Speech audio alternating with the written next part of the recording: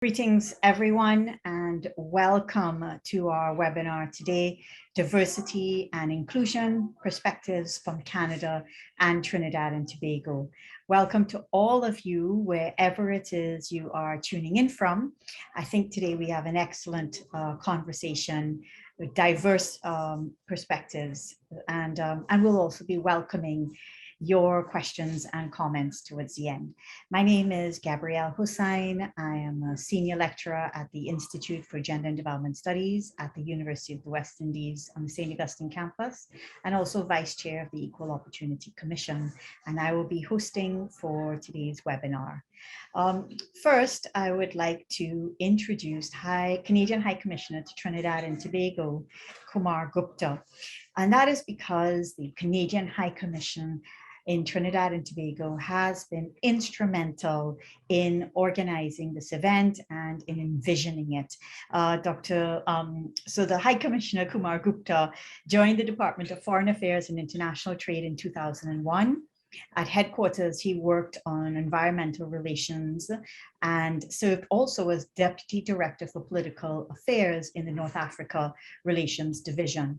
He's worked at the Privy Council Office's Foreign and Defense Policy Secretariat, and he has also served in New York from 2002 to 2006, in Addis Ababa from 2006 to 2008, in London from 2009 to 2012, and in Lusaka from 2013 to 2015, and as Canada's ambassador to Zimbabwe, Botswana, and Angola from 2015 to 2017. He has become a friend of us in Trinidad and Tobago, and so I welcome him to speak and to open this event and to bring welcoming remarks. High Commissioner. Good afternoon to everybody. Thank you, Gabby, for that long and detailed overview of my experience. But like all of you, I'm here to also hear, understand, and learn from the conversation we have. I want to begin by thanking our partner, University of West Indies, the Institute for Gender Development Studies, as well as our panelists, Professor Knight and Professor Antoine, and to our civil society colleagues who will contribute a bit later today to help us understand perspectives. I also wanted to take a moment to share with you what diversity and inclusion means for Canada, as well as a few personal anecdotes. Diversity refers to the full range of differences that comprise the human identities, many of which we have with us today, both in our panel and I'm sure in our audience. From my perspective, in today's society, in our societies in TNT, in Canada, elsewhere, diversity is a reality. Inclusion means the full and meaningful participation of all peoples in social, economic, cultural, civic, and political life in their communities. Inclusion is a choice. In societies as diverse as TNT, as Canada, inclusion means strength and resilience. And we've discovered over the past year and a half that the strength and resilience are key elements of what we're experiencing today. So it can only make us stronger. We know that democratic governments have the responsibility to develop inclusive policies serving the public good. They defend the rights of all members of society from all segments to maintain transparent, accountable institutions and foster public cultures of inclusion that equip open and free societies to remain resilient in the face of discourses of division and hate. Efforts to advance inclusive government help to guarantee human rights by strengthening the political conditions necessary for their conditions. Canada, the government of Canada, is working towards building a more inclusive society. It is committed to respond to the calls of action in the Truth and Reconciliation report in 2015. That is a work in progress in relation to Indigenous peoples of Canada. We also issued an official apology in 2019 to LGBTQ peoples for past discrimination that the federal government has undertaken, unfortunately. We also, this year in 2021, recently banned conversion therapy. In 2019, we passed the Accessible Canada Act, which aims to remove all barriers to persons with disabilities. Canada's anti-racism strategy, which is set from 2019 to 2022, so still a work in progress, as are all of these projects, empowers all of government action against intersecting forms of systemic discrimination which can find itself in many parts of society, including anti-Semitism and Islamophobia. Unfortunately, Canada has not always been inclusive, nor have we always been committed to supporting all of our diverse peoples. The first century of Confederation was a lot of policies to displace and assimilate Indigenous peoples. The country is marked by gender inequality, linguistic and religious divisions, and systemic racism against non-Europeans. We know these realities, and unfortunately, they're front and center now, but that is a step in towards addressing some of these challenges. By the 1960s, some of the social programs had begun to mitigate the worst extremes of inequality and exclusion. The race bar blocking the immigration against non-Europeans was largely lifted, and people like myself and my family are a product of that. Official bilingualism was brought in, as was multiculturalism in the 1960s and 1970s. This was a move towards a more inclusive society. However, our efforts are a work in progress. The events of earlier this year, where the graves of Indigenous people, largely children, were discovered around residential schools in British Columbia and Saskatchewan, is a stark reminder of the racism that Indigenous peoples faced and continue to face today. We must understand and accept what happened and take measures to address this tragic part of Canadian history to rectify these injustices. Appointing Mary Simon, an Inuk leader, as our Governor General, that is the Queen's representative in Canada, is a key measure to signal a true political commitment to address some of these issues. I'm going to take a minute and give you a quick personal anecdote. I was recently asked by a journalist here in TNT, what is it like representing Canada as a person of color? Am I sometimes mistaken for the Indian High Commissioner? And I'll give you the answer that I gave her. Yes, this does happen on occasion, both here and elsewhere, but I don't take offense to this. I see it as an opportunity to inform, to educate the person I'm discussing with.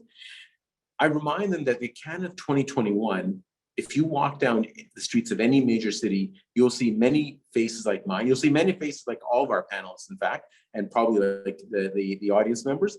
That is the Canada of 2021. So of course it makes sense that you would have a High Commissioner who looks like me.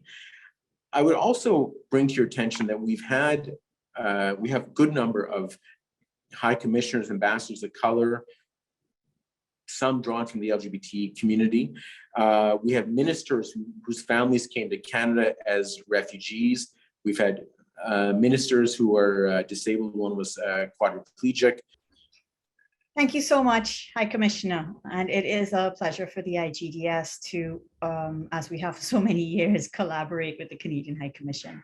It's my pleasure to introduce next, Professor Andy Knight, also no stranger to the University of the West Indies. He's a professor of international relations in the political science department at the University of Alberta and past chair of that department, former director of the Institute of International Relations at the University of the West Indies and the St. Augustine campus, and former head of the Diplomatic Academy of the Caribbean located there. He's co-editor-in-chief of both African Security and International, the African Security Journal and the International Journal, two prestigious peer-reviewed publications, and established during his secondment in the Caribbean Journal of International Relations and Diplomacy. Fellow of the Royal Society of Canada, Professor Knight was named by Venture magazine among Alberta's top 50 most influential people. He has written several books on the United Nations, global politics, and the responsibility to protect. And one of his most recently published books is the award-winning Female Suicide Bombers, A Critical Gendered Approach. His ongoing research and publications address issues of global health governance, global health security, children and war, and the vulnerabilities and resilience of small island developing states. In March of this year, he was awarded his institution's highest honor, the University of Alberta Distinguished Professor, and he was recently named 2021 to 2022 Fulbright Distinguished Chair in International Area Studies at Yale University, a position he takes up next month. Professor Knight, you have the floor. Thank you very much, Dr. Hussein. And I want to say thanks very much to the High Commissioner for inviting me on this panel. And I want to also make reference to Professor, my great friend and professor, Rosemary Bell Antoine. Nice to see you with us, and nice to be on the panel with you here today. Um, First of all, I just want to say that I'm coming to you on this topic of diversity and inclusion from Canada and from Edmonton in the province of Alberta, which is a fairly conservative province, I should say, when it comes to the political realm in Canada. So there are challenges that we have in this province, and I want to be able to reflect in my talk some of those challenges. Um, and I want to make reference to this year's Black History Month, which is always held in February. But this particular year, Black History Month 2021, we had the opportunity to reflect on what I call the George Floyd moment.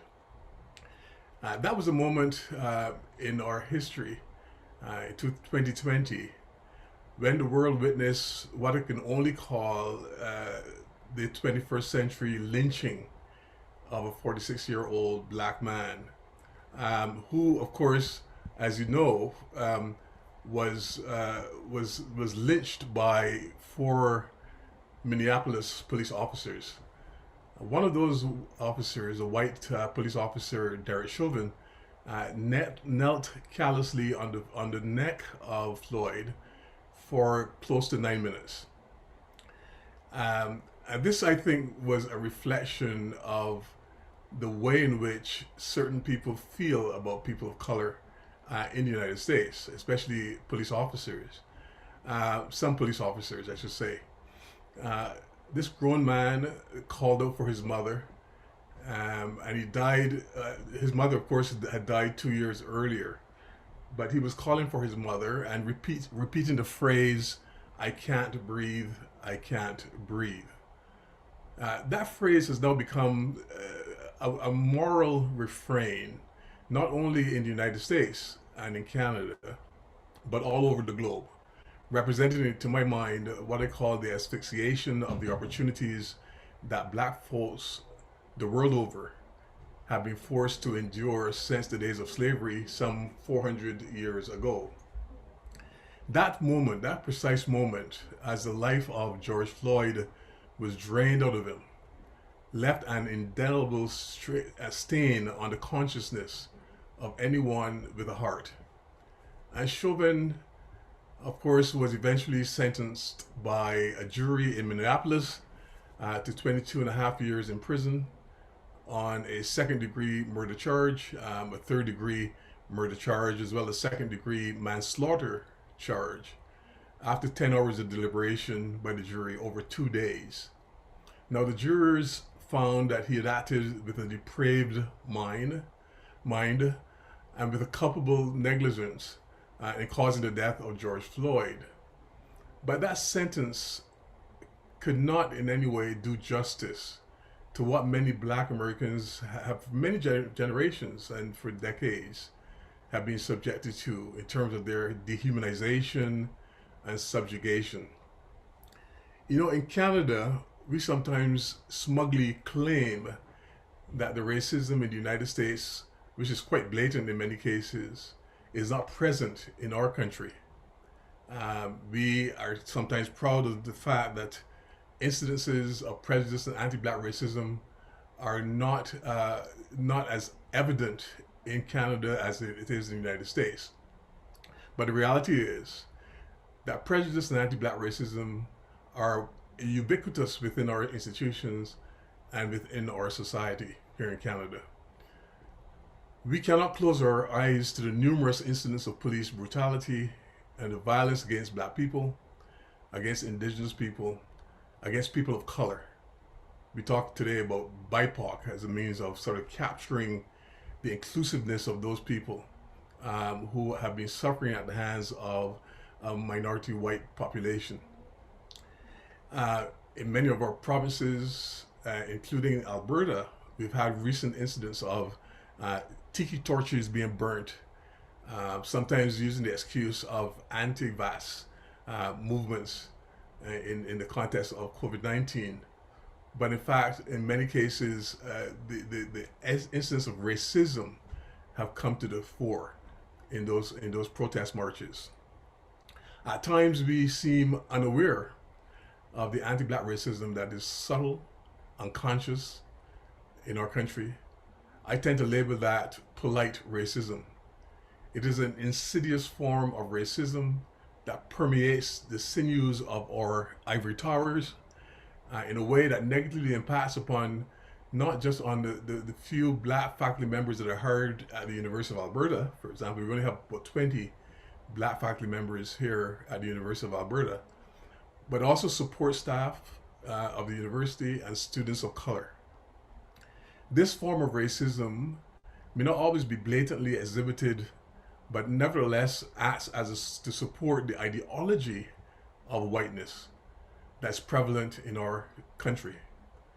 We need to confront this disease, and we need to do so with some fervor so that our society can tackle the invisible COVID-19 pandemic, as well as the more visible but polite racism that we face. This is why during Black History Month this year, I launched a new podcast called blacktalk.ca. You can actually Google blacktalk.ca. You'll see some of the conversations that were held in our podcast. This began a series of conversations in Canada and around the globe, actually, on anti-Black racism in the Ivory Tower. And I set out two goals for this project. The first is to present to the public the views of Black faculty members who, despite being at the top of their academic fields, have suffered the indignities of conscious and unconscious biases, of blatant as well as subtle discrimination, and the psychological scars that actually may not be manifest physically.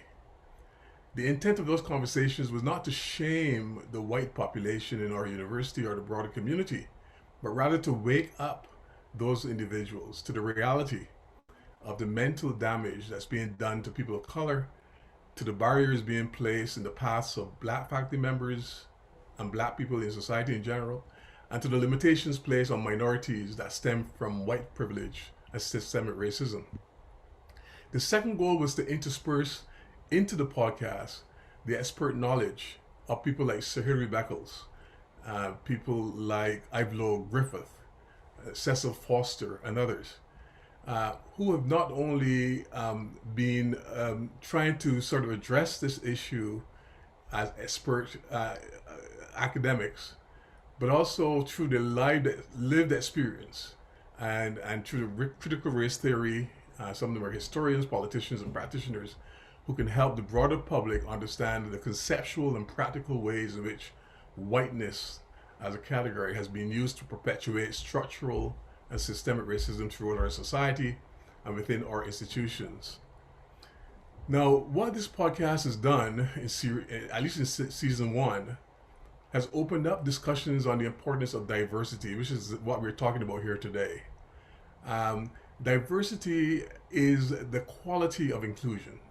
I like what the High Commissioner said in making the distinction between diversity as being a reality and inclusion as being a choice.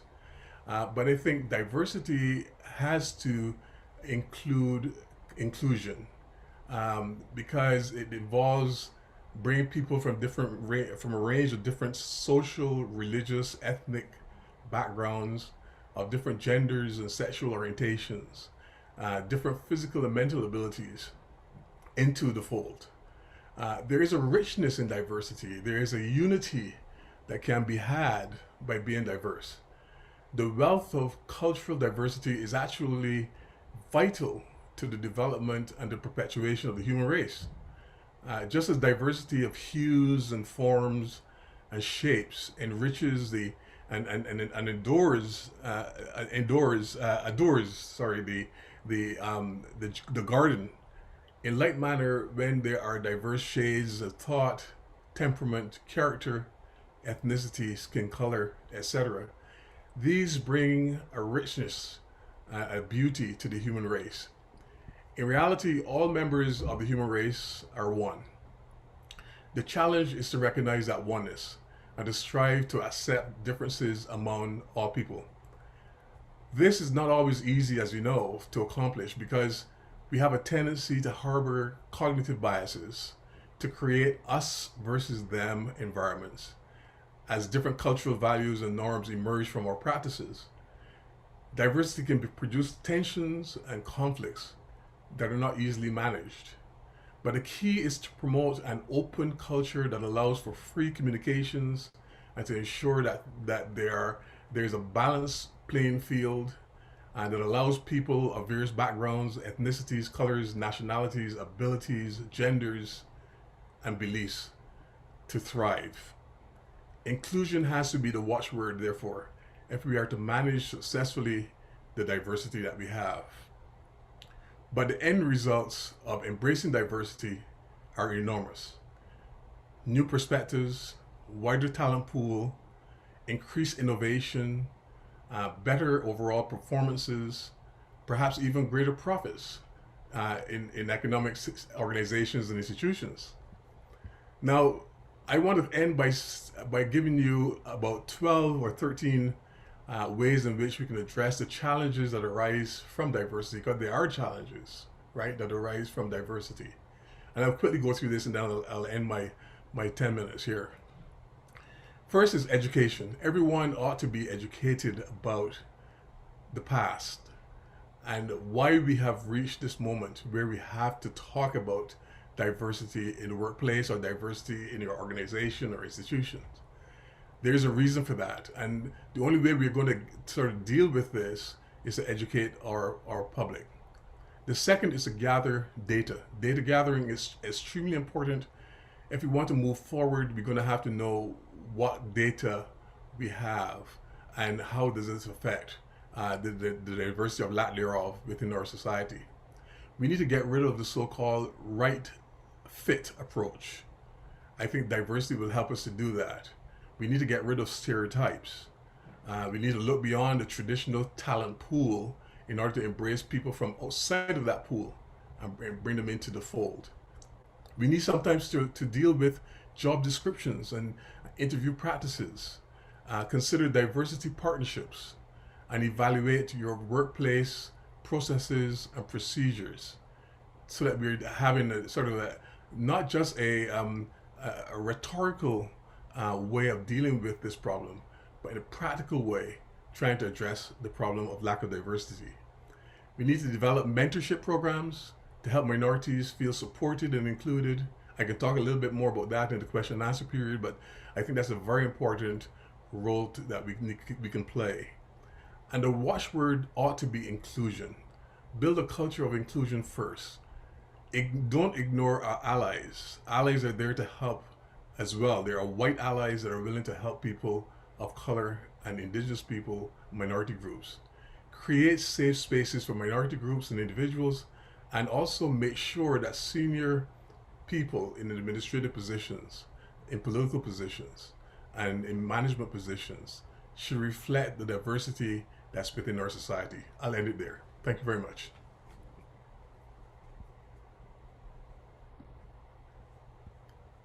Professor Knight, thanks so much. It's great to hear you reflect on your experiences in Canada and your kinds of recent work that you're doing, and of course, the public outreach through your podcast.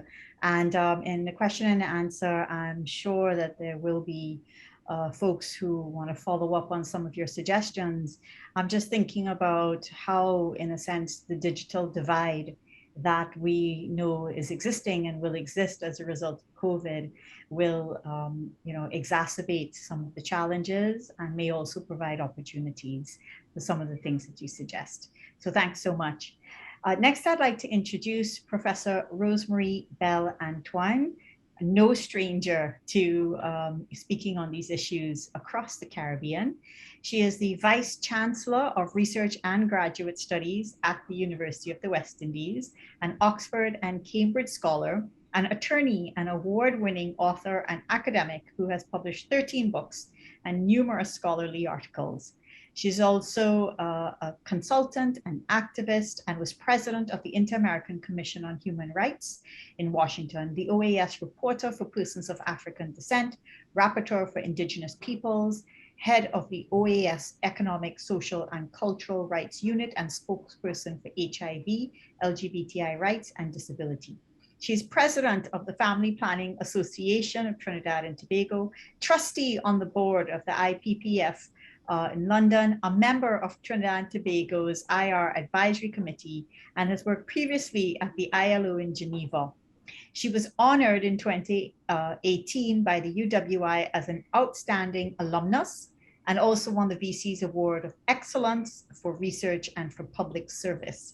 She has advised governments across the Caribbean, across the diaspora, the judiciary, international organizations, and has engaged in transformational work, legislative drafting, policy advocacy, and reports on a wide range of issues, including labor law reform, non-discrimination legislation, CSME legal reform, and more recently as chair, the CARICOM report on marijuana.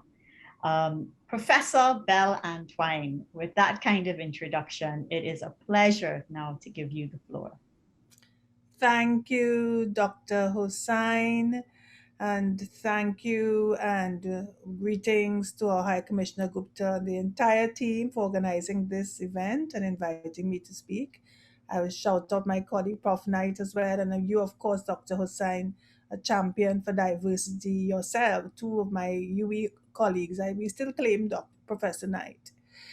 In the short time allotted, I thought it would be best to focus on some of my experiences while I was on the Inter-American Commission on Human Rights in Washington. As you mentioned, I had the good fortune to have held several rapporteurships and positions that spoke to diversity, so the rights of persons of African descent, then later on rapporteurs of indigenous peoples, and also speaking for HIV, disability, those issues, and economic and social rights, which I see as the bedrock really, and the work on LGBTI until we created a rapporteurship in 2014. Coincidentally, I was also the rapporteur for Canada. It's rather interesting. So I can touch briefly on some of these areas of diversity, and probably uniquely placed to consider both Caribbean and Canada. I am struck by the parallels, despite the obvious differences in development, income, social maturity, etc. And a common denominator I would like to suggest between both is invisibility, and some might say denial of the very real changes with regard to diversity, both in Canada and in the region, not just Trinidad and Tobago. And I think here and there, we both see ourselves as quite egalitarian and progressive. Here, after all, we are children of slaves and the oppressed. And in Canada, as you heard from Prof. Knight, has always been seen as a better behaved North American sister. But when we dig below the surface, perhaps not so much. And years ago, in the 1990s, when I introduced a subject called discrimination in employment law to the LLB curriculum, every single year when the topic of race came up, there would be very loud denials that we have any race issues in the Caribbean. I was told, oh, it's only about class every single year. And when we began to challenge the basis on which we've constructed class in the region, then it would be some realization. What's the resistance, I would say? So it doesn't help that we are mainly a majority Black peoples. We think it doesn't exist. And I had a very similar experience at the commission trying to raise the issue of race. Still, it was treated as, not so important anymore. And I often joked, it was a serious joke, that the discrimination rapporteurship was discriminated against. It had the least funds for a start. And so part of my strategy from early on was to make these issues more visible, especially in this part of the world where we kind of pat ourselves on the back. Of course, I was before the Black Lives Movement. And so what I did, I had a series of meetings with, the policymakers, the ambassadors, and so on, the legislators, including some persons from the US Congress, workshops, town hall meetings, state visits, And we had two to Canada and to the United States, Colombia, etc. And also launched the whole program at the CARICOM Heads of Government meeting. We had a side visit. And I think most important though, and the most impactful, was we were able to have what we call thematic public hearings, which is something the Commission does, under the issue of race-based criminal injustice. And that was the first time that had been done.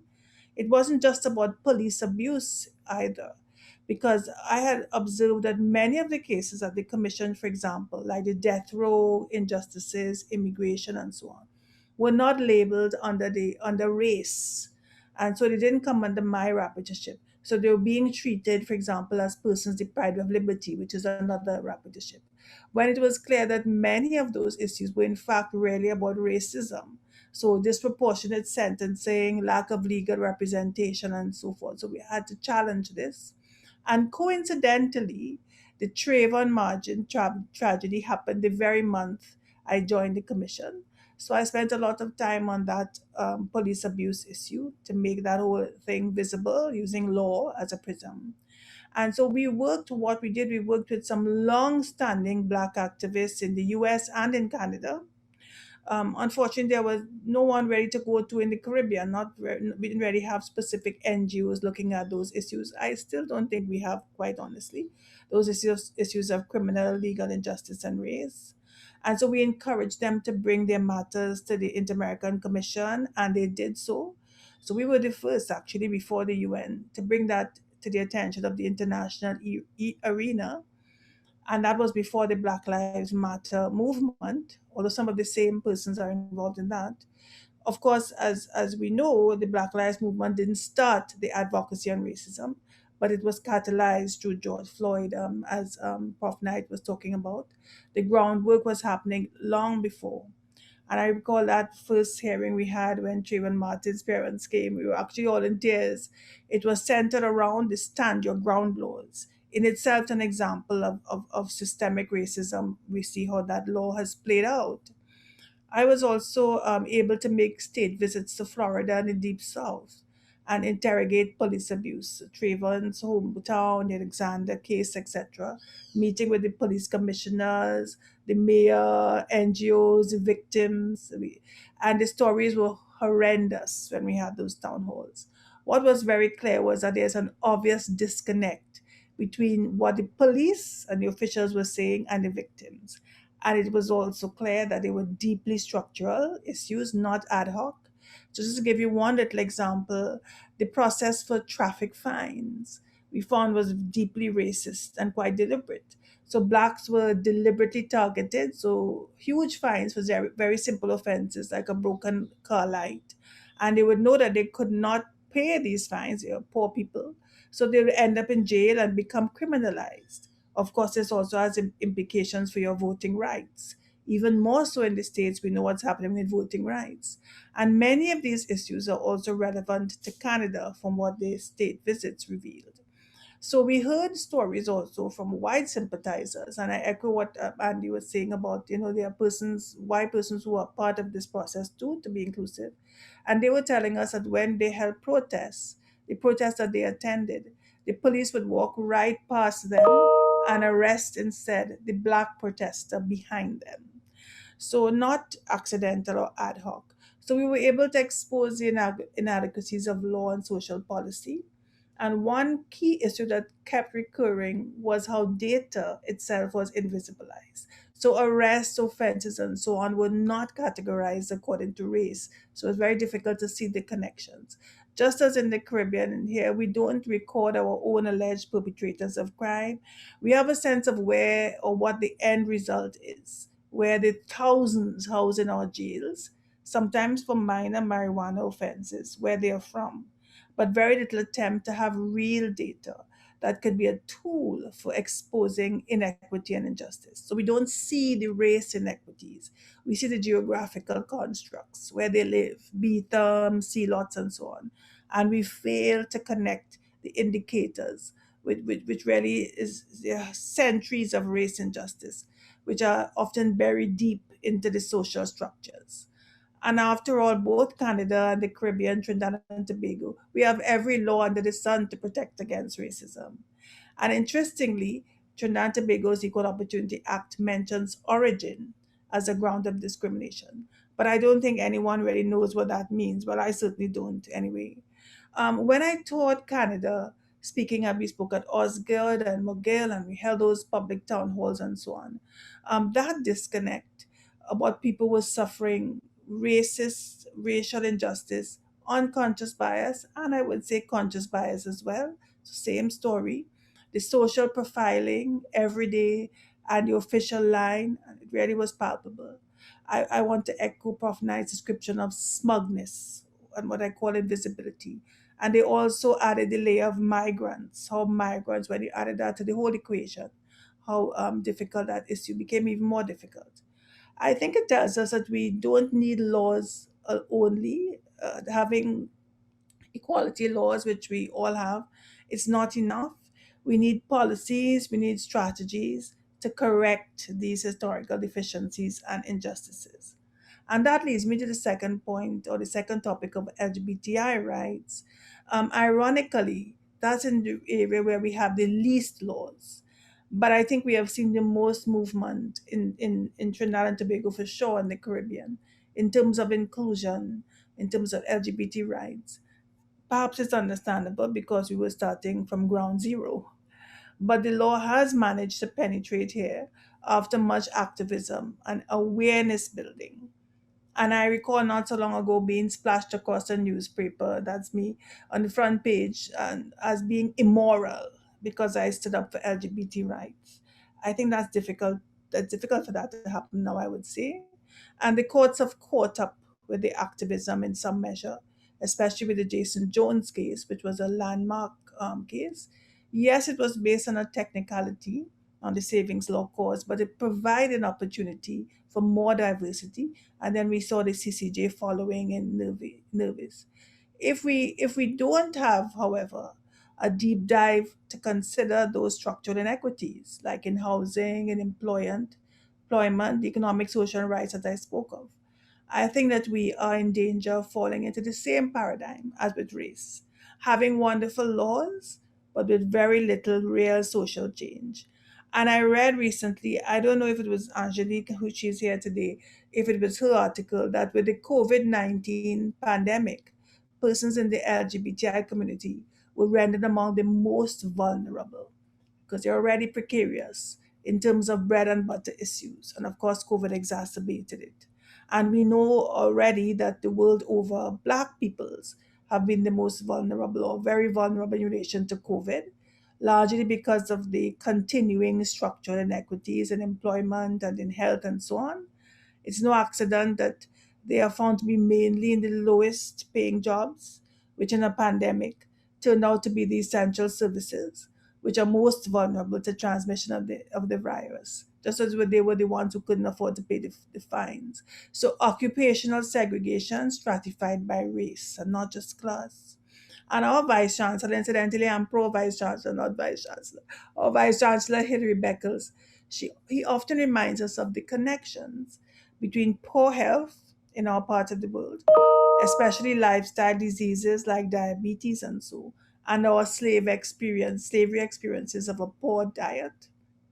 And given that these underlying conditions for susceptibility to COVID, you can have it more seriously if you have those conditions. I think the connections to race are evident, even if it's indirect discrimination. I'm going to say too much on LGBT because Angelique Dixon is here and others. And similarly for disability, I am involved in a landmark case before the Equal Opportunities Tribunal, a person who was fired because of mental disability issues. And here again, the lack of visibility is astonishing. I recall when I represented at the conciliation process, the other side actually said, the lawyer, quote, well, there's no discrimination because we treated her the same, exactly the same as everyone else. I mean, it's mind-boggling that we could believe today that that is what equality means. That you start off on different points, but yet still treating you the same is what is required. So it's not what's required. It's the opposite. And I look forward to hearing from our other colleagues who will speak on disability. In Indigenous peoples, I was there when the issue of disappearing murdered Indigenous women in Canada arose, and we wrote a report on that. And now, of course, the issue of disappeared children. In both instances, the public and the state seem to be in disbelief. These were new revelations. In truth, they were long standing issues which were being denied, turning a blind eye until the evidence was too overwhelming. And it took data building there too, and this whole idea of making these things visible. We have not even begun to scratch the surface in our part of the world. We have laws in Belize and Suriname on indigenous rights. But even in the face of court judgments, as in Belize with the Maya case, the victory has been horrific because there's a reluctance by the state to even acknowledge these rights. So, to awarding damages and making real changes, that has been very difficult.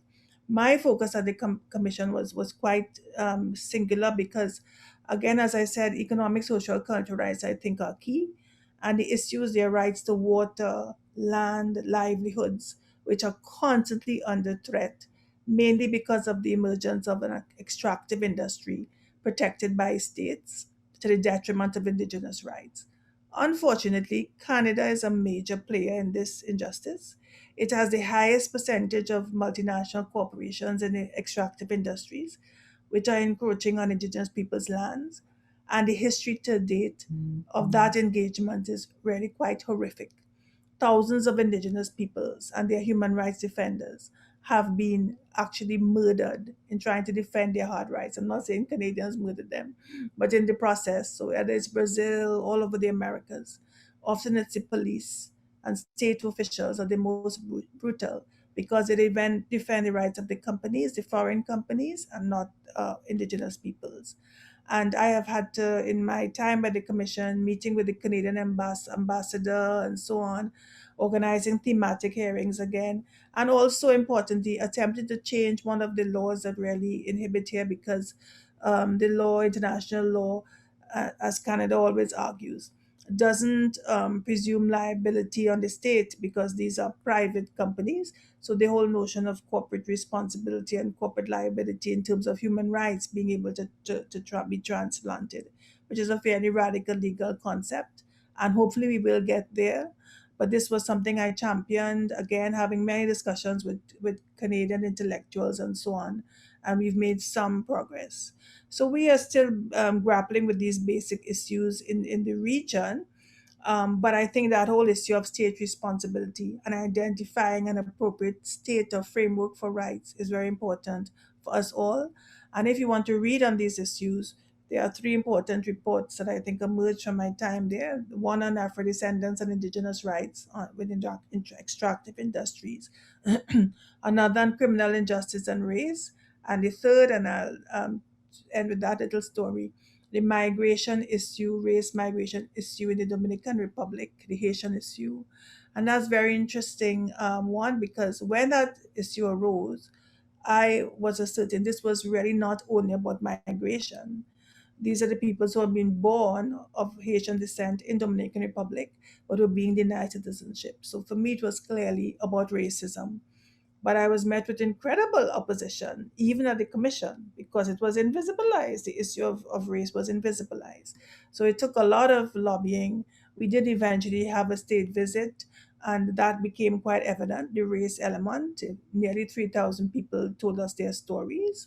And I think perhaps more than anything else, race, when I look at all of the issues of discrimination, etc., race to me still tends to be the most difficult, perhaps because it threatens the status quo and our very carefully constructed visions of civilization the most. So when I look around, I see the remand system, I see the marijuana wars and incarceration, I see our school system who lost out in the COVID education inequities, as Dr. Hussain was mentioning, who lost their jobs.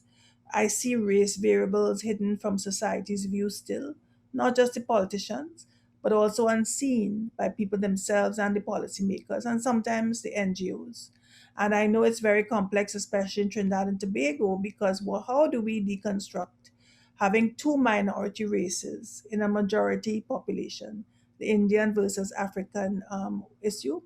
Professor Rhoda Reddock has done a lot to educate us about that and to explain the hostilities between two really still disadvantaged ethnic groups. That whole myth that Indians got land and Africans didn't, those things which continue to divide us. So, in closing, I also see rights and diversity as key aspects of human development. And so, despite some very important advancements and some visible moments, in general, I think we still speak the language of diversity, but we continue to view the world in very discolored and fractured prisons. And as the High Commissioner said, it is a work in progress. We need to emphasize economic, social, and cultural rights more, which I see as tangible rights, in order to reach this goal. Thank you so much.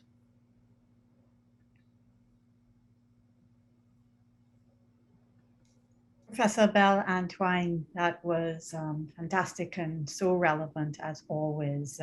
And I know you've been thinking about intersectionalities for the last few years, but I really appreciated that we think about issues of discrimination and inclusion and invisibility across structural context, access to water, access to education, access to housing.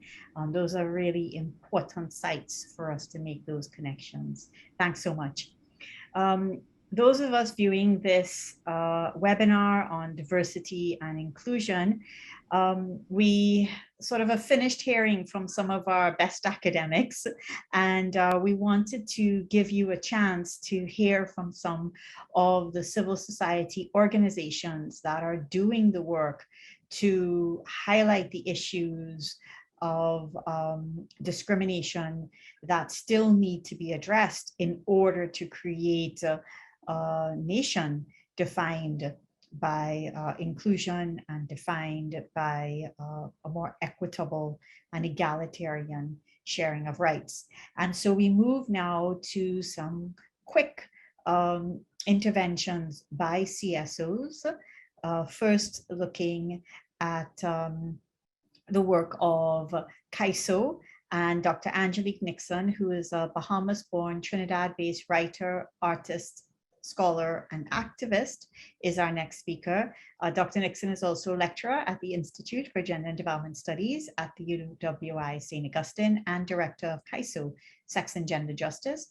CAISO is well known in our environment for its human rights focus and is committed to ensuring wholeness, justice, and inclusion for LGBTQI communities, and has also been a consistent voice over the last decade in terms of how Trinidad and Tobago imagines, understands, and talks about sex gender diversity. Recently, CAISO, in collaboration with the Equal Opportunity Commission and the British High Commission, launched a policy to address discrimination against LGBT persons in the workplace, and providing a platform for that to be discussed and shared and amplified is one of our goals today. So Dr. Nixon, you have the floor. Thank you so much, Dr. Hossain, and thank you to all of the speakers. It's been a really powerful last hour of hearing all of your reflections, especially as we think about the intense moment we're living in the world, and just, thinking about and centering our hearts and minds on the people of Haiti and our region today, especially as they are going through so much, which we know, as Professor Antoine laid out, is a result of the centuries of oppression still experienced because of race and class.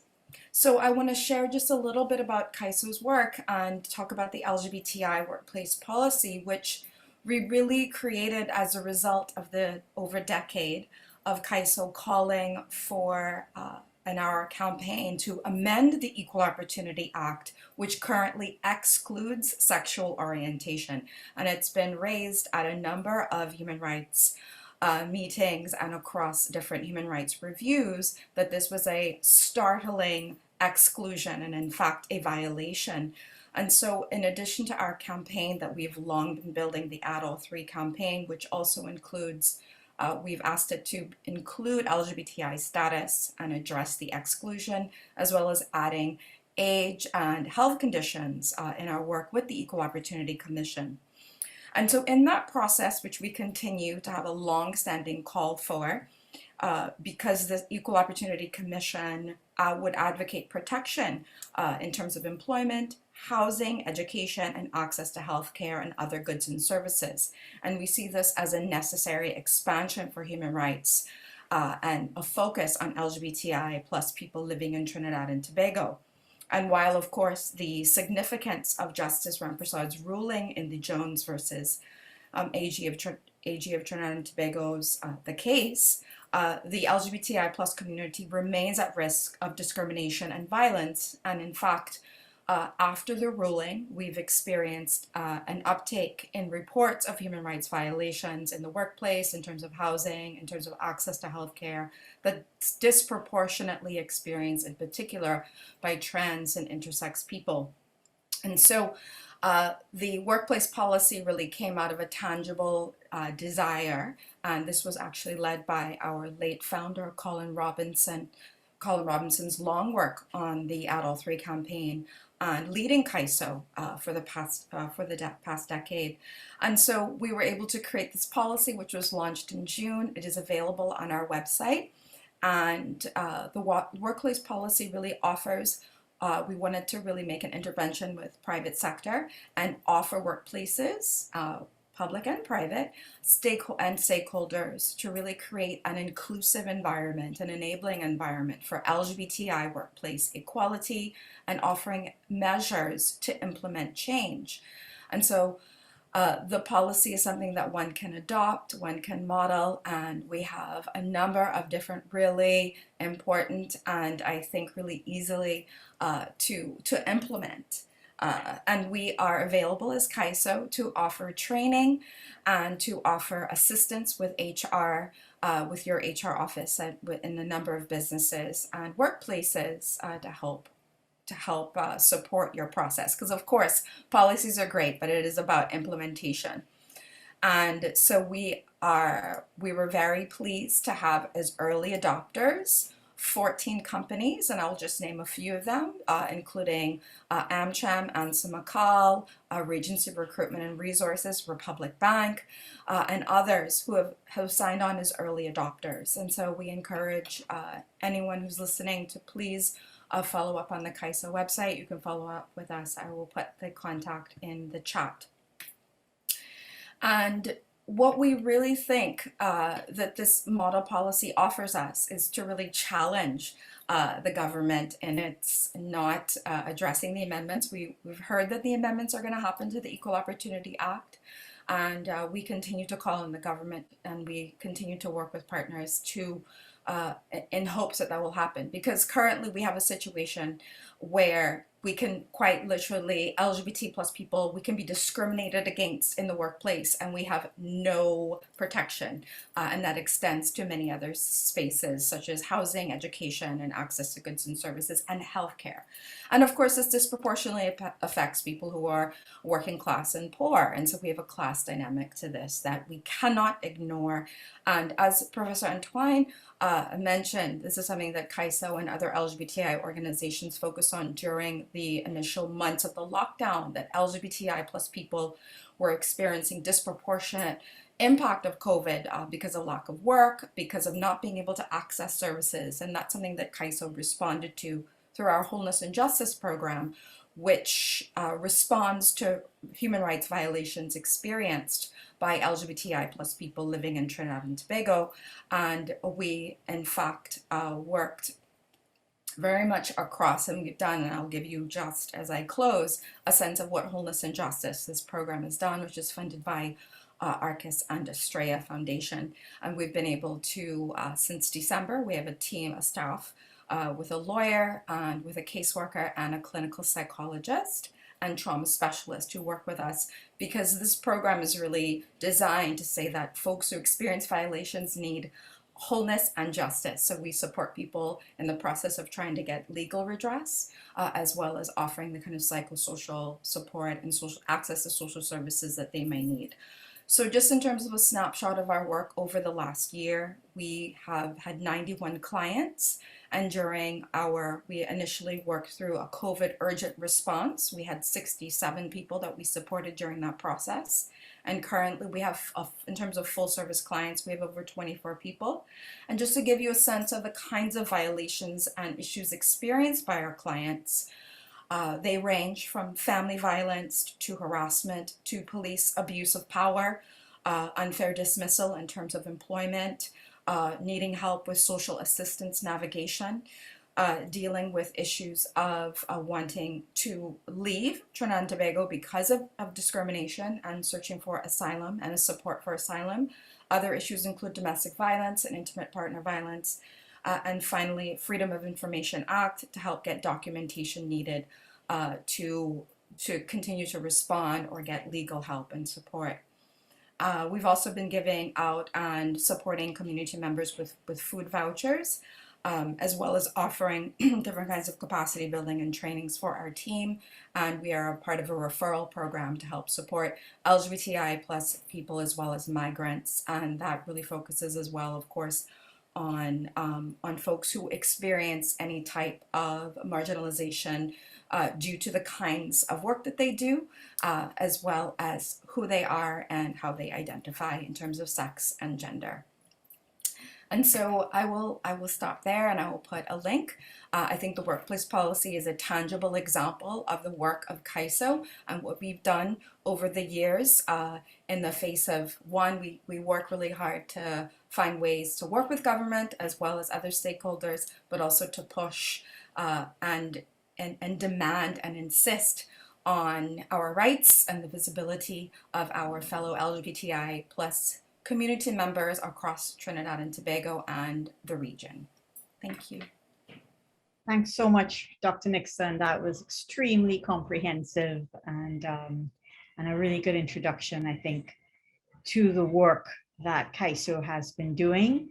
I think what's really fantastic about your presentation is that it highlights to us some of the solutions attempting to be found, and also the ways that CSOs are engaging in social change. Thanks so much. We go next to Adriana Briceno Ventura Brown, who was born in Venezuela and is living in Trinidad and Tobago as a bilingual advocate. She has an undergraduate in social communication, specializing in community development. And she came to Trinidad and Tobago following her needs to meet her maternal family's needs. Her work in Trinidad and Tobago has been recognized by a number of international organizations, and the IGDS is trying to collaborate with the organization that Adriana is managing director and founder of, which is the La Casita Hispanic Cultural Center in Arima, which is doing absolutely fantastic work. And while it is Dr. Nixon can present on the struggle to expand access to basic citizenship rights for those in the LGBTI community, for those of us who are addressing issues of inclusion in their broadest sense, those persons who are migrants in Trinidad and Tobago have to engage in a different kind of advocacy because they don't have access to those citizenship rights in the same way. And yet we know how problematic borders are, how problematic citizenship status is in terms of human beings' broader needs, and in terms of the lives and livelihoods of our neighbors around the region. Adriana, you have the floor. Hi, good morning, good afternoon, everyone. Yes, thank you so much for the High Commission of Canada and Trinidad and Tobago, Dr. Hussein, for this invitation. Definitely honor to be in this panel today to discuss and will share the version of the experience of La Casita in this diversity and inclusion, the migrant experience. Also, pues, just follow a little bit of what the previous professors I was saying, no, for us was not being any easier at this time of when we're trying to strengthen the resilience of our community to survive the many of different of situations they have to face daily. La Casita, yes, we do have a lot of positive experience of migrants in La Casita. Our organization has opened doors to build capacity for the community to empower themselves through their own skills. We have created a migrant community who build in the community and other communities as well. We have created, we also have persons who daily work in areas they never used to, and during free times teaching children in the community, karate, wushu, music, dance, all different things to just to help us to support and make people belong to this host community. We have migrants with professionals who honor the opportunities to help the development of the community, no matter age, race, and gender. Arima is the borough we are in, and this pluricultural city was wonderful. This Arima basically have a mix of race and ideologies, and the majority of the citizens respect that. Receiving migrants was not so hard or difficult for Arima. The churches started to have Spanish services. The Carib community was fascinating of reinforcing their ancestral celebrations with native speakers. Venezuelan migrants were happy to participate in carnival festivals like Juve and other stuff just to show they was here. La Casita built this trust in the local community first. We expose in the Latin American cuisine, culture, and language through language programs. We do camps teaching children, local children, the Spanish language, with the partnership with other embassies and migrant teachers that was helping to exchange the culture, and in the process, we're making a little more fun for all of them and acceptable. When the increase of influx of Venezuelans started in the country, Arima already was very exposed from the different participations, the migrant groups, and then respect of them, because the community was part of all the celebrations, all the activities, and all the different things trying to recognize the local Trinidadian culture. That is why so many migrants enjoy the carnival, love the Juve, we're locals. Our Paran group, Herencia Venezolana, is part now of the Paran Association of Trinidad and Tobago. La Casita Hispanic Cultural Center and its culture group was featured locally and international all the time. That made the community proud and of their achievement and encourage others to participate as cultural ambassadors, even though they are not professionals in music or dance, then doing it, just to make sure they are participating and they are being interacted with the locals. People feel really motivated to promote their culture and learn from locals new ways to share experiences.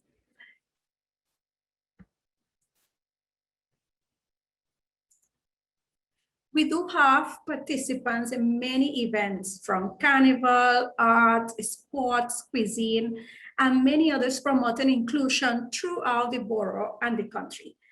We use the same cultures we share to help us grow together and accepting the valuable support from the local community. The local community are being there for help, even though the speech of the local community sometimes is not the same what the government will say about the migrants and the small space the island have for them. Share with the communities in times of pandemic that we have a lot of people in our community who don't have much, but they love to share it. And during this pandemic, we have people who came to share fish who came to share flowers, who came to share a lot of stuff with different people, not only in the Venezuelan community, also with the locals, the Trinidadians community as well. The migrant community love to share knowledge, services, and products and diversity activities.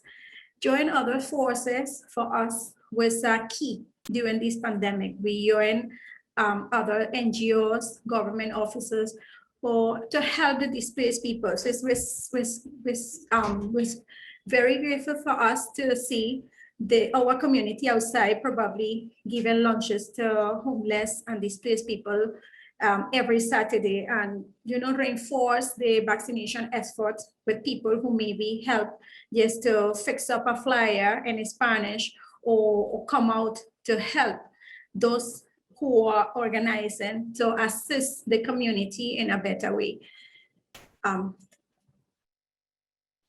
Yes, we have before COVID and we have the after COVID effects.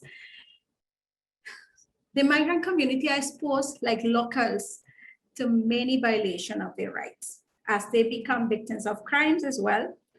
But the difference is represented in the level of vulnerability, of lack of status or no documentations, making the law unjust and inaccessible sometimes. So some of them they don't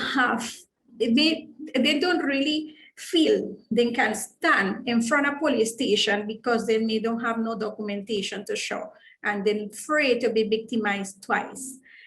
The language barrier keeping them away from opportunities and exposing them to predators who believe is you don't speak the language means you are uneducated or easy to take advantage of, what is not true. There's a lot of people who may don't speak the language but are well prepared and then understand other forms of identify when someone is taking advantage of them. The threat of massive deportation maintain the feeling of demoralization and out of hope to provide. We, in our meeting with the Minister of National Security, we bring that and we let him know to change the massive deportation for a voluntary return. That is why we have that 700 Venezuelans who decide to go back to Venezuela looking for other opportunities. Most of them right now are not in Venezuela. They are in different countries like Colombia, Chile, trying to get better opportunities because they cannot find it in Trinidad. The emergencies only policies and the health system and some bad responses from some personnel keep many of them making magic to get medications without prescriptions, or in the worst situations, go back to Venezuela to seek medical attention, even though the situation in Venezuela is not getting better.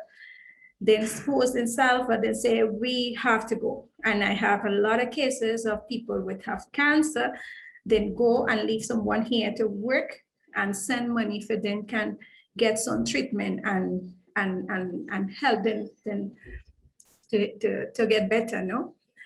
Lack of information or services make reports in many situations. We have a lot of people who, because they believe they don't have no documents and don't really know, they have a right to report the crime, and the crime is supposed to be in front, even those that don't have documentation to stand. Even before the pandemic, our ladies and gentlemen were facing stigmatization from the local community.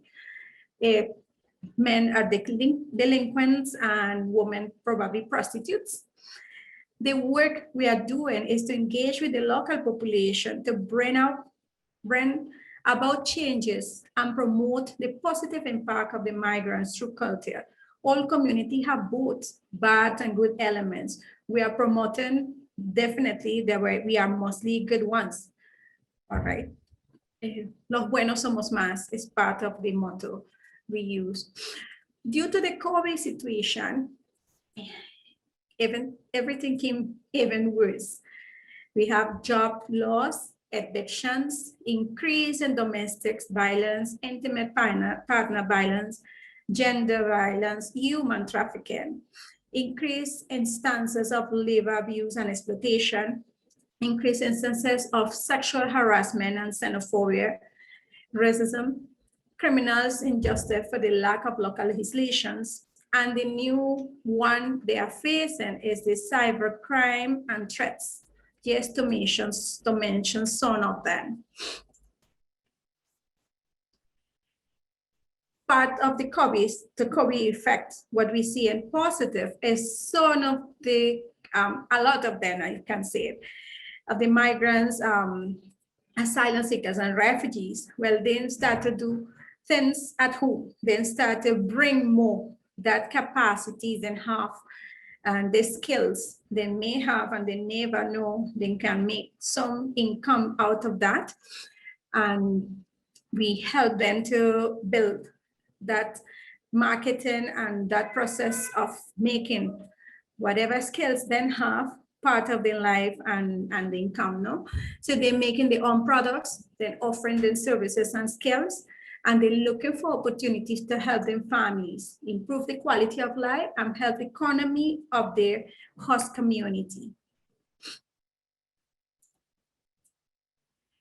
And yes, what we hope for, we definitely hope for a place of equal opportunity with no discrimination, promoting the culture to get the respect and the variety they represent. Migrants finally belonging to the host communities. Says, as we actually being part of the community, I believe we will take care of this like that was, this country is ours as well. So that will help them to understand the importance of grow and develop the society they are share. Empower and develop the capacities to improve the quality of life and the economy of the society they contribute to. What suggestions with the migrant just want opportunities that give them the respect and dignity as they expand their creativity and improve the quality of life and in a new home, in a new country. Manage the implementation of local laws on protection of refugees and asylum seekers to recognize international responsibilities and avoid double victimization, deportations of vulnerable people, and detention. We still have that, and that don't stop. Open serious dialogues with international entities like UNHCR to really protect those who are being forced to flee. We don't have that channel, and we really push because we really believe this organization who is responsible to protect, secure the asylum seekers and the refugees and is working internationally. It is supposed to be working together with the government as well to facilitate all the different things what we're going through and all the situations what these people of concern definitely need because some misunderstanding in the past. And recognize that all of us are unique and different.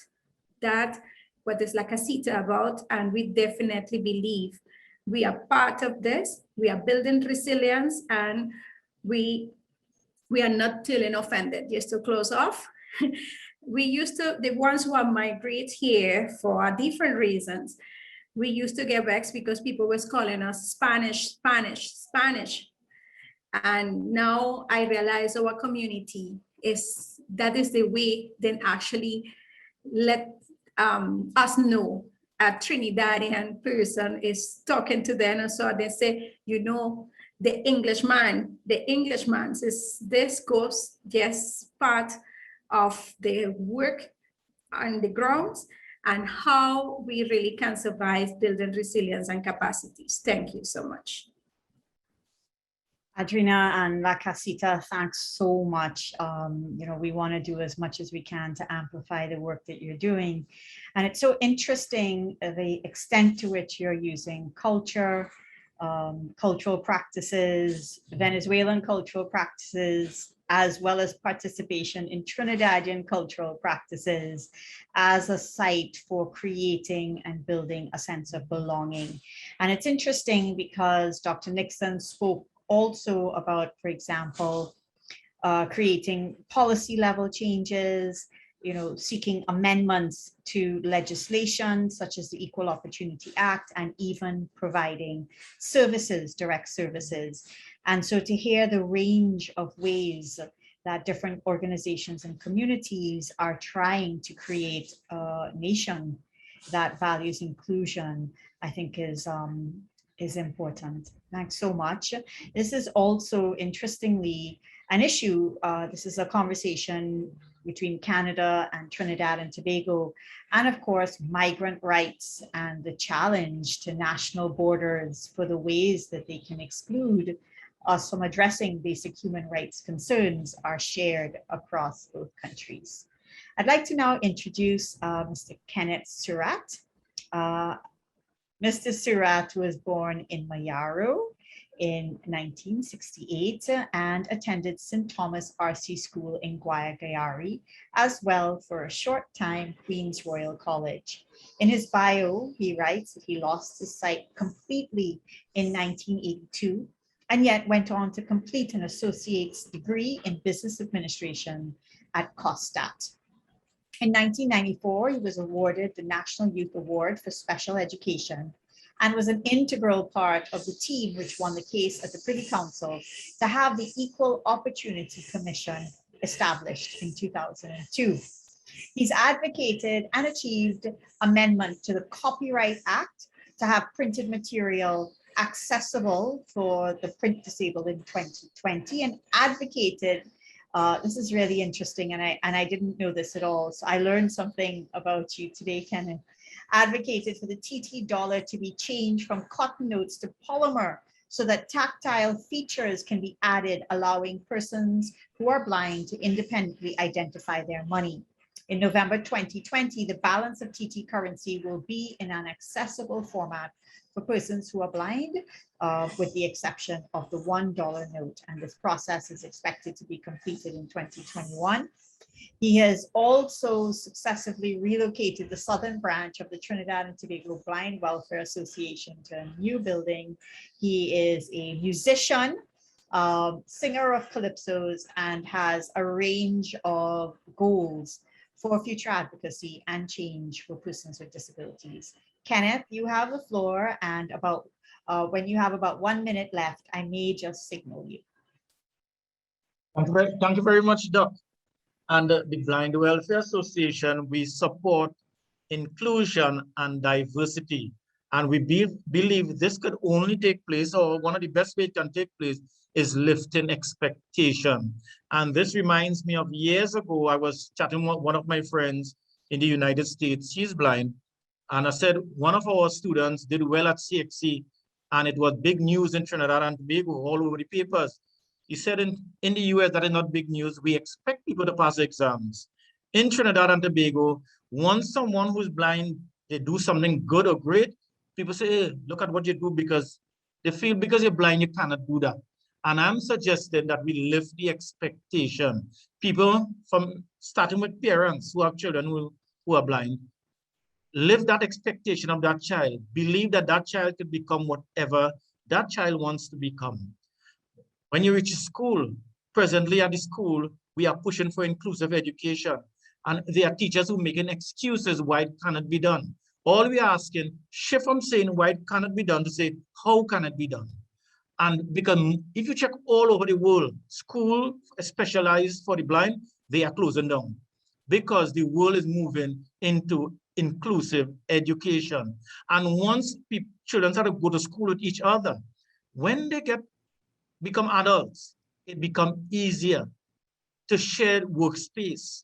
So we are advocating heavily for inclusion and for diversity. Just recently, well, sometime last year, we started a campaign with the Ministry of Labor to have a national policy in the event that someone goes blind or gets disabled on the job. What that majority of persons right now, when they get disabled on the job, they are sent on invalidity benefit.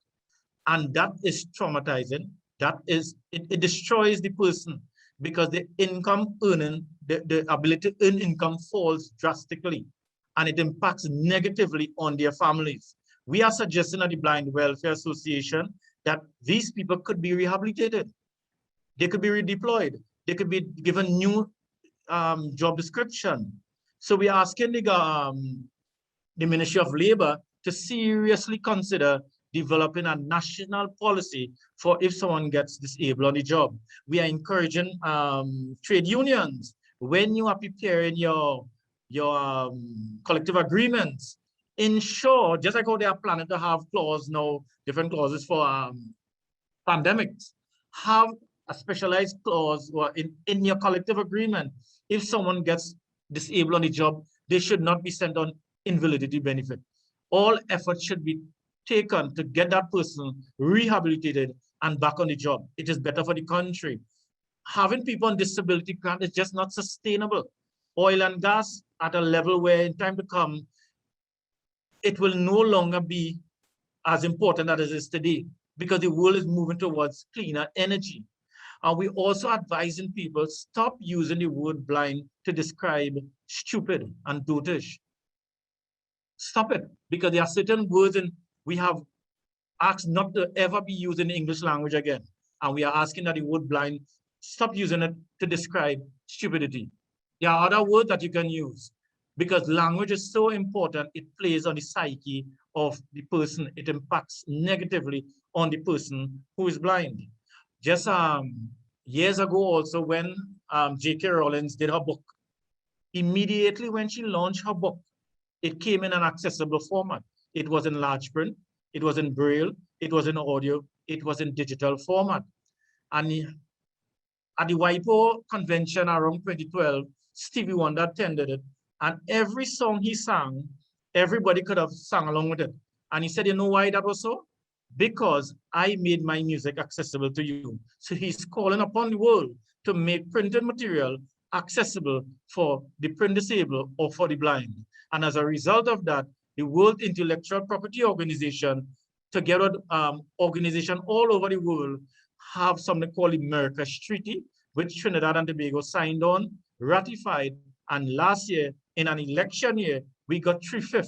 In fact, we got the entire Parliament of Trinidad and Tobago to amend the copyright law to make printed material accessible for persons who are blind. What that does now, it gives persons who are blind that opportunity to go to school, to have access to information, to become whatever they want to become in this country, beautiful country we call Trinidad and Tobago. You know how important it will be and how amazing it will be to have persons working together in one workplace. You have persons, different races, religion, different disability. That workplace will be one of the most dynamic, diverse places, and it will be the most creative place on the face of the earth, and it will reflect Trinidad and Tobago. And truly, what Trinidad and Tobago, we want Trinidad and Tobago to become a place where every creed and race, and also persons with disability, to find an equal place. And if you even look presently, a lot of people, Trinidadian, they are living longer, and there are serious consideration by the state to lift the retirement age. And one of the reasons for that, NIS could collapse. A lot of pension plans could collapse because there are hardly young people to sustain those pension plans. So if people are going to be living longer and people are going to be longer in the workplace, I think it's important that we make the workplace diverse, inclusive, and also accessible, because persons will suffer disability as long as you live. And if you live for as long as people are living now, you will suffer some type of disability that could impact on you. So it is important that we put every effort, make every effort on the face of the earth to ensure that persons with disability could live long life, enjoyable life, living long in the workplace. Let us look at how much time I have there, Doc, again? Think you have about maybe 3 minutes. Okay, yeah, so I had a friend, just with this, let us look at the accessible currency. He had low vision, he had a parlor, and he got worried that if as I am totally blind now, I will have to close on my parlor. And as we got the government or the central bank to make the TT dollar accessible, which is polymer, we have some tactile feature on that. There are different symbols that represent different denomination. Now he can function in his parlor. He didn't have to close on his parlor because it was made accessible for him, the money. He could exchange money. He can identify all his objects on the in his parlor because of that tactile feature on the currency, and he remained in doing something that he liked, that is running his parlor at home. Why inclusion or diversity is so important? One of the most richest company in the world is Apple. And what made it rich? Because when Steve Jobs was alive, he made his product accessible. Immediately out of the box, I could pull out any Apple product and use it because it is accessible for me. It has text-to-speech software. What that means, all the information on the screen, that software takes it and converts it to synthesized speech. So I could use my phone independently. And I use my phone more than a phone now. It is a powerhouse. I If you use could it wrap to, then, that would be great. beg pardon? If you could wrap, that would be great. Okay, right. Yeah. So, yeah, so just what Steve Jobs did and made his company wealthy, he made it inclusive. So I'm suggesting, just take Steve Jobs for an example. The mere fact he made his company or he made his product accessible, he became the most wealthiest company in the world. I'm saying, let us build an inclusive and a diverse society in Trinidad and Tobago. Thank you very much. Thanks so much, Kenneth, and it's great to have you here. So everyone, we have reached the end of a range of presentations. I hope you felt that you were able to get both kind of oversight of what Professor Knight is undertaking, both in the popular domain as well as in terms of his university work. I hope you were able to get some insight into how Professor Antoine has been also engaging in these questions of inclusion and human rights, and our CSOs, what their issues are, what their strategies are, what their goals are, what their vision is on these themes. So we are open to questions now. I know that there were some questions that were asking for any reports that were available. And so some links have been already shared in the chat. And we are also asking if you could fill out a survey just to give us some feedback. That link to the survey, it's very short, is also in the chat. And we are open now to any questions for our panelists.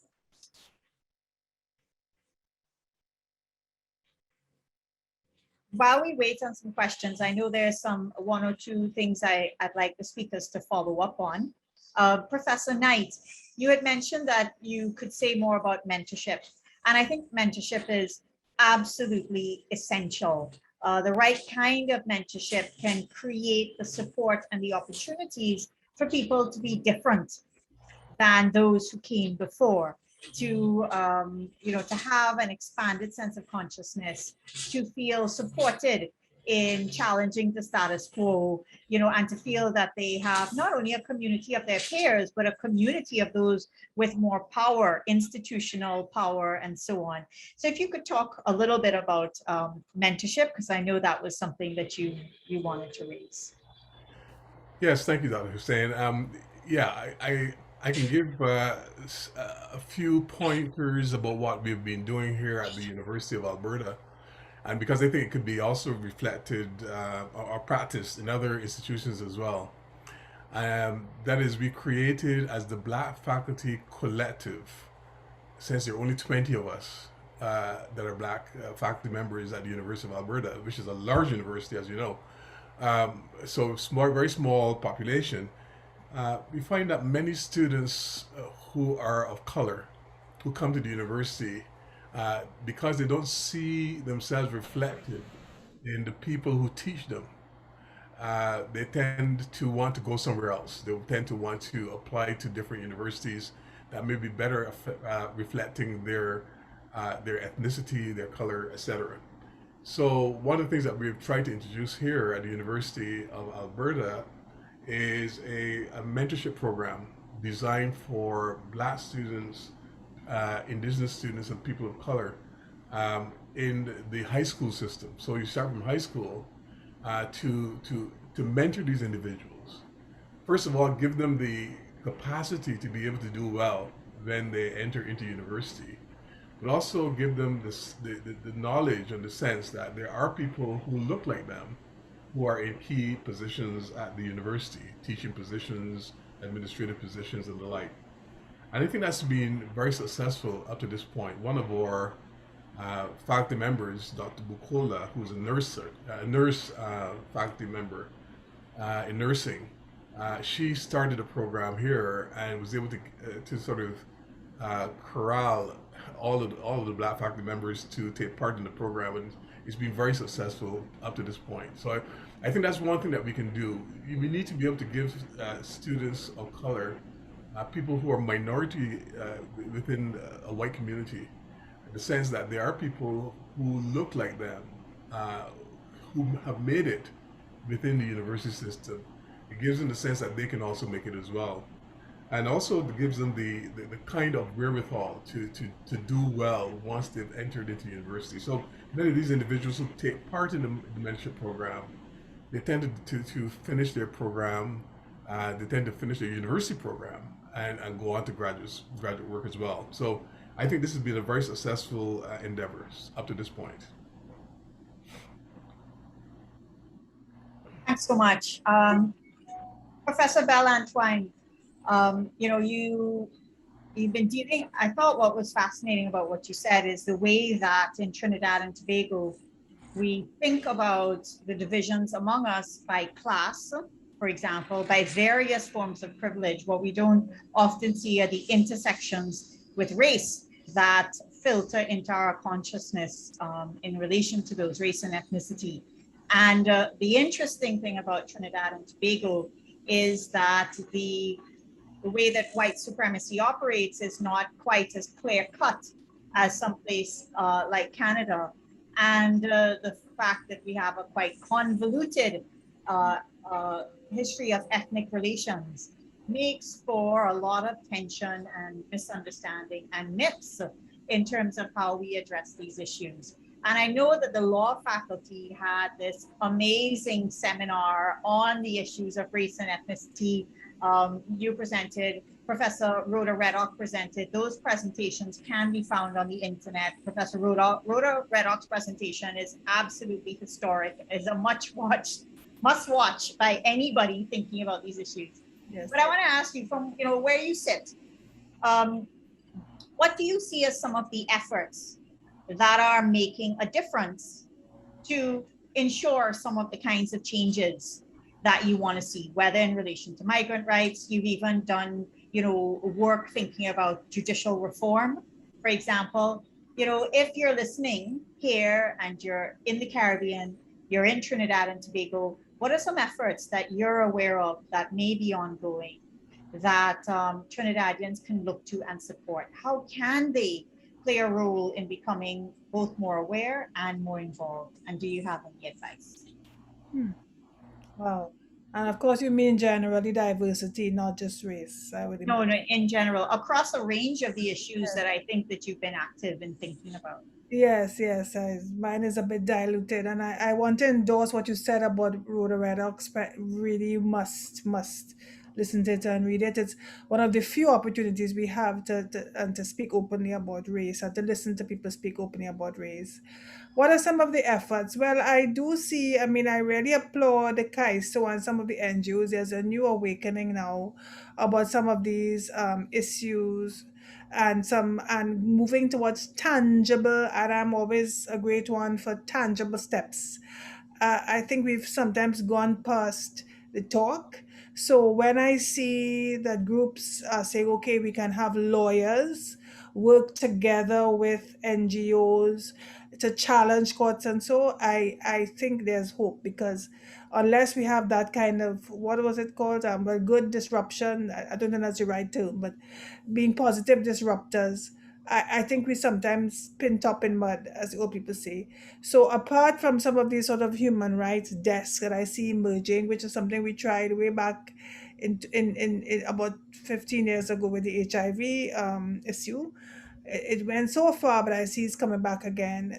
We need to do more of that. So, for example, one of the projects that the EU has funded the Faculty of Law with, is this whole issue of the remand issue that I mentioned, and that of course is the whole issue of class, race, etc. So we actually have lawyers. We are collaborating with attorneys downtown to bring them on board, and there's a part that deals with domestic violence, because we discovered that women in the prisons who were accused of murder were often victims of domestic violence. So you can have engagement in these practical ways. Attorneys, I'm an attorney and a jurist, so I feel a special responsibility to have a call to them to come on board.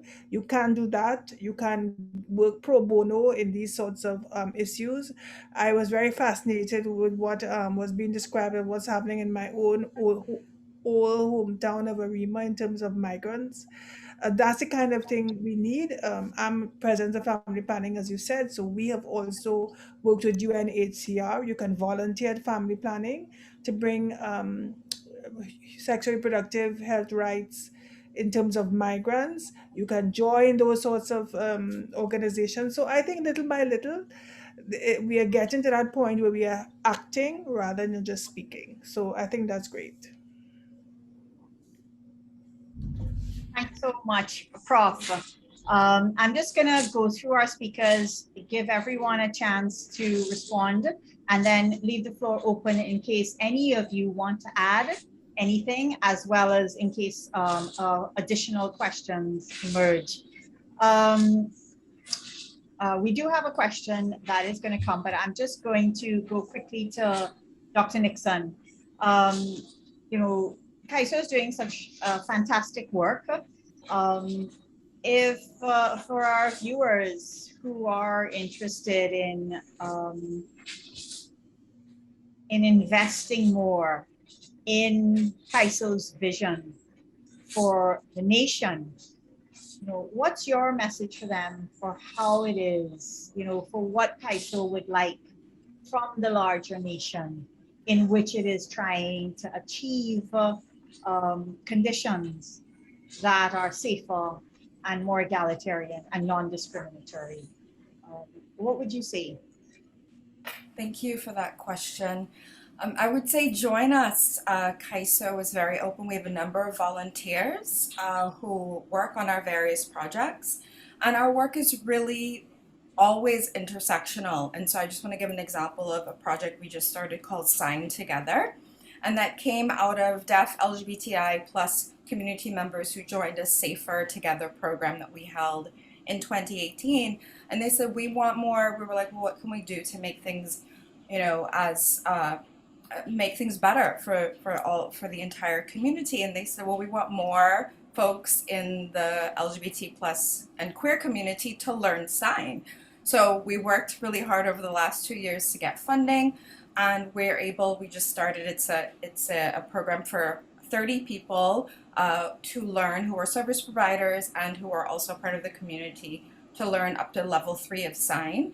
And as a part of that project, we are also training sign interpreters on sex and gender diversity and sensitivity. So that's an example of a project that came to us through organizing, and it's very much an intersectional project, and it's going to have it's a year-long project. The other thing I would say is, you know, please join us. We are happy to have members and volunteers, and please share the services that we're providing with Wholeness and Justice. One of the things that we had a kind of slow rollout because of COVID, but now we are up and running and very much offering services.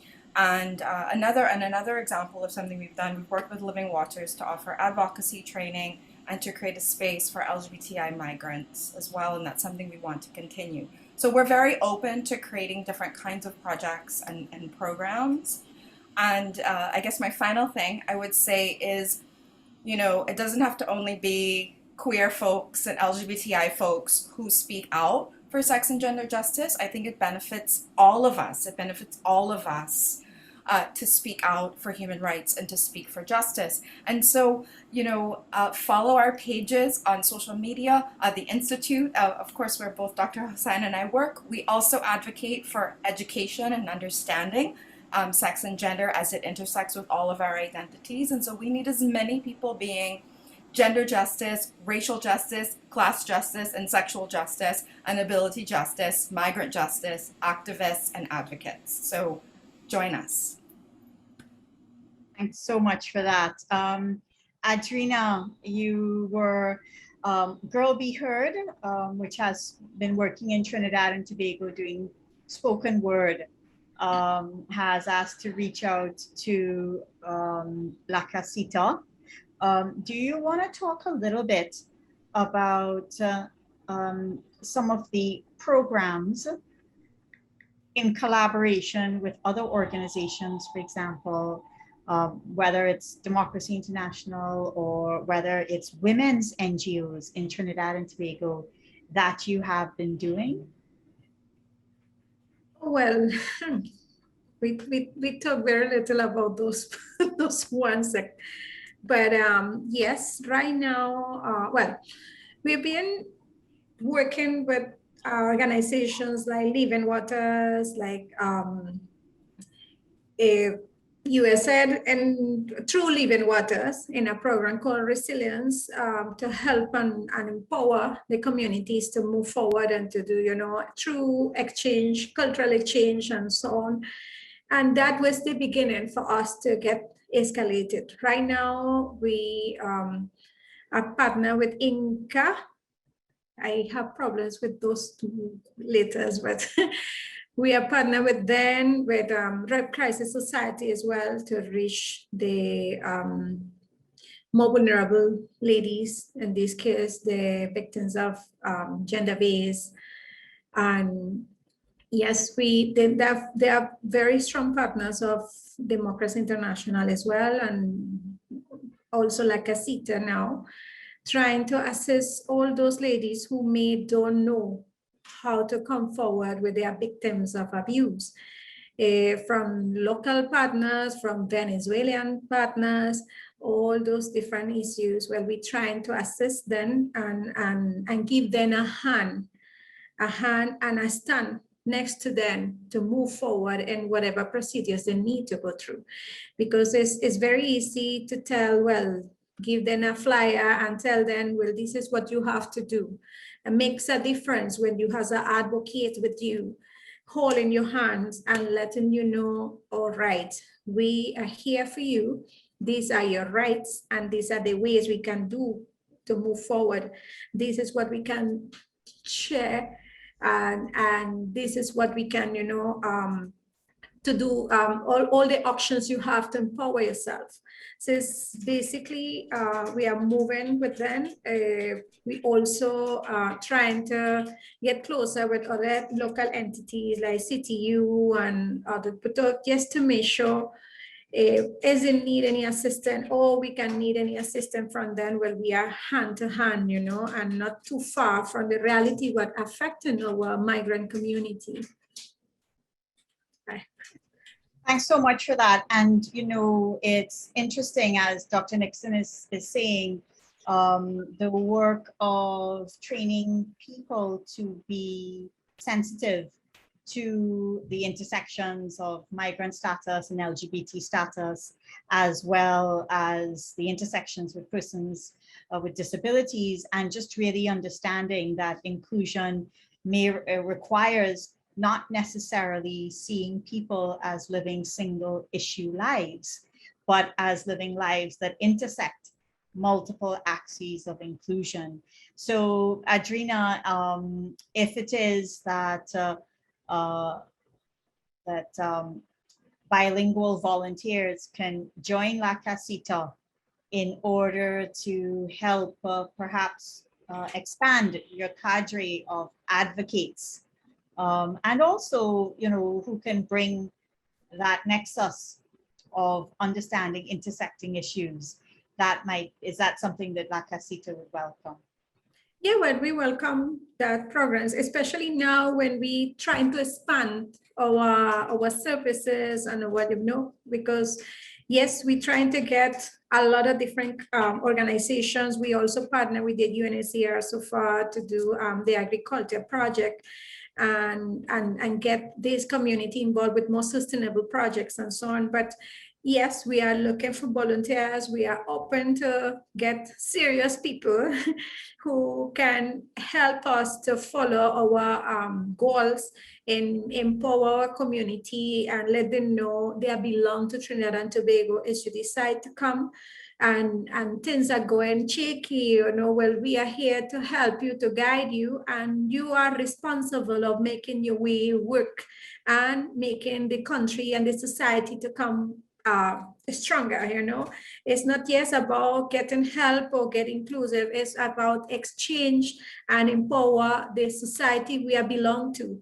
Since we are here, and of course Trinidadians, anyone who are seriously want to support and engage with respect and or to continue doing the work what La Casita doing right now, yes, we are welcome. Also for all the donors, all the people who probably will love to give us something from the heart and continue, because right now we don't really have many partners who will contribute to move forward with certain programs, and that's what we're looking at too as well. So we want people who maybe they have any goals, help the migrants and in the protection and security, and to take a look of what we offer and see is it something is a peer, to be interested in your organization and partner with us, because we definitely are here to hand to hand and empower the community to come out and to help the society of Trinidad and Tobago to grow. Thanks so much, Andrina. It's really important for those of us who occupy different spaces to be able to provide these kinds of opportunities to hear about the work of La Casita and other organizations. Kenneth, and my last question, just going to you. I know that you have a range of goals, plans for the future, for example, and I wonder if you wanted to just take a minute to talk about what some of those are, whether in terms of legislative change or related to the issues of intellectual property, building codes, and so on. Maybe you could tell us a little bit about some of the plans of the Blind Welfare Association moving ahead.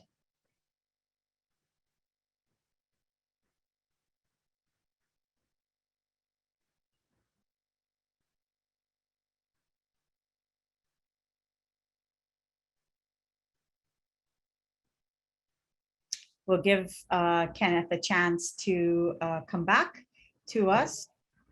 Are you hearing me now? Yes, I'm hearing. Oh, sorry, my mic was muted.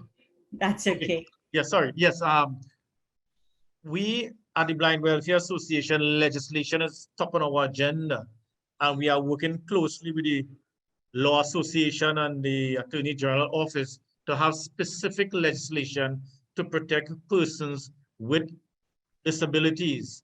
Signing the charter and ratifying the charter is just not enough. We need specific legislation, because there's hardly anywhere in Trinidad and Tobago constitutional laws where persons with disability could say these are specific laws to protect us. When you look at America celebrated over close to 50 years, the American with Disability Act. We started laws, the drafting of the national policy for the disabled in Trinidad and Tobago when I was about 23 years. So that was in around 1991. And you're looking at almost close to 30 years, and we still don't have specific legislation to protect persons with disability. So we are asking the government to please make this an agenda item. Also, when election comes around, it is important that we let our politicians knows that persons with disability is one of the largest minority groups in the world and in Trinidad and Tobago. And it's important that we develop specific legislation to protect persons with disabilities. Just last year, we completed the amendment to the copyright law. There's one aspect of it that is outstanding. That is the memorandum between Trinidad and Tobago, NALIS, World Intellectual Property Organization, and the Accessible Book Consortium. Once that MOU is signed off, immediately persons who are blind will have access to over 700,000 books in an accessible format. And what we mean by accessible, that is large print, braille, digital format. And that will give new opportunities for persons who are blind, who are going to school. It will help them a lot to achieve, to reach their fullest potential. So those are the areas that we want to stay focused on, so that persons with disability could be protected by the law and have that opportunity to be educated. Thanks so much for that, Kenneth. I don't know if any of our speakers want to make any comments before I move to wrap. Okay, so let me just say that the Institute for Gender and Development Studies was really pleased when the Canadian High Commission approached us about helping to envision and organize this event.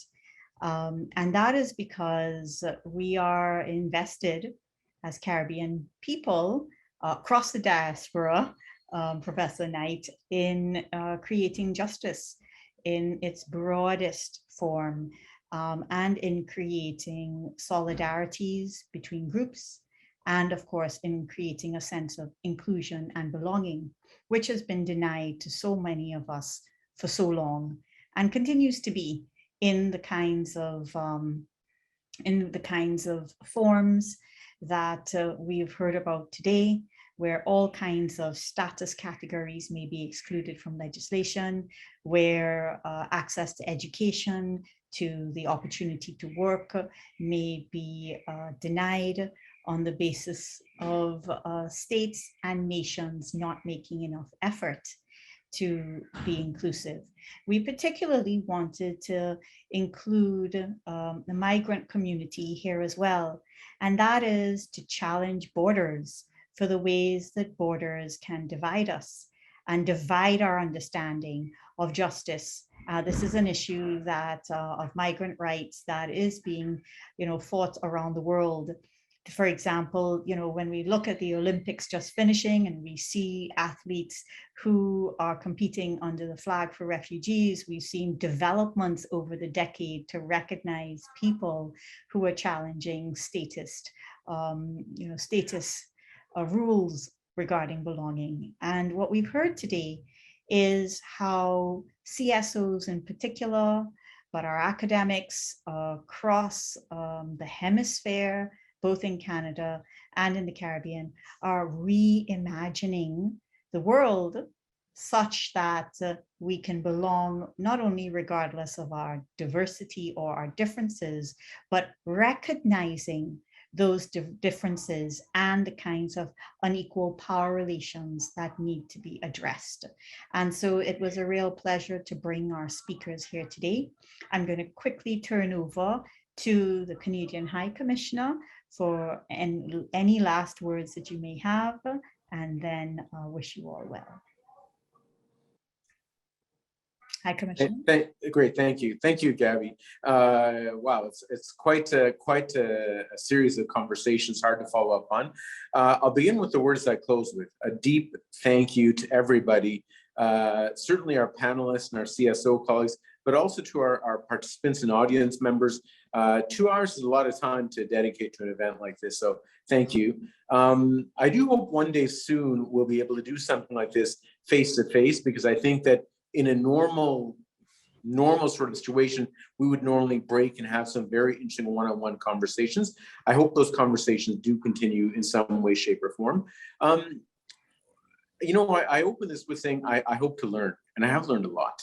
I won't go into the details of what I learned, but I will say that thank you to Andy for your comments around how you manage this in the University of Alberta organizationally. That's something that Global Affairs Canada is doing, but we can always do it better. And certainly it's something that the High Commission would like to do. So that's something I'll probably knock on your door on. Thank you. Well, thank you to everybody, but Rosemary, also because you touched on some issues and challenges that connect to Canada, Canadian diplomacy, and something that we take close to heart. But in short, there's a lot of interesting follow-up for the High Commission. We've made some new colleagues, new friends, I hope, and I may be knocking on your door, you may be knocking on our door. We'll go from there. So thank you very much. And to all our viewers who attended, thank you so much. And just to let you know, if you want to know more about what any of these organizations are doing, there is always so much available on the internet, you know, speeches that have been given, comments in the press, podcasts, and so on. So do feel free to continue this conversation through so much that is available. And La Casita and Kaiso both put contact information for them, and so also feel free to reach out as well. I'd like to thank everyone for your time. I wish everyone well wherever it is you are, and I hope that as we continue to have this conversation, it does continue to improve our world. So I wish you all well. Thank you so much.